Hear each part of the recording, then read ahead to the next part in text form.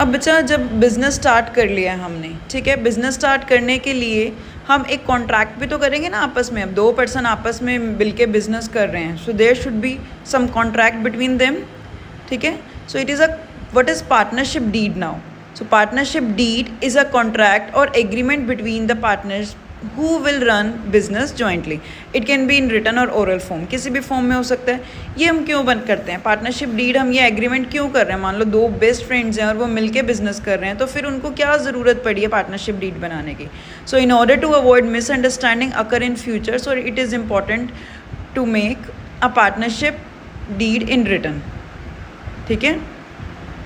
Partnership को हम written form में कर लें तो इससे क्या होगा, फ्यूचर में कोई मिसअंडरस्टैंडिंग नहीं होगी। तो इसमें आता क्या क्या बेटा?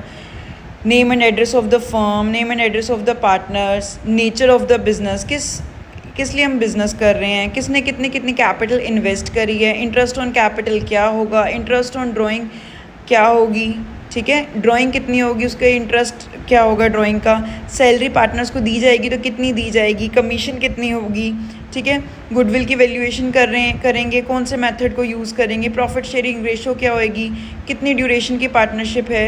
सो 2 पर्सन के बीच में जब एक एग्रीमेंट हो जाता है बिजनेस को लेके, that is known as partnership deed, ठीक है। तो अब नेक्स्ट क्वेश्चन अराइज होता है कि अगर हमने बिना पार्टनरशिप के बिजनेस स्टार्ट कर दिया है तो क्या होगा?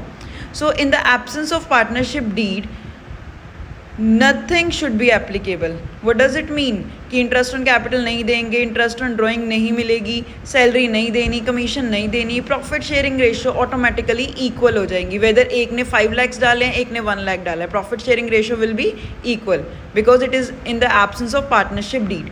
इंटरेस्ट ऑन लोन कितना भी परसेंट गिवन हो, चाहे 12 हो 15 हो, वी शुड टेक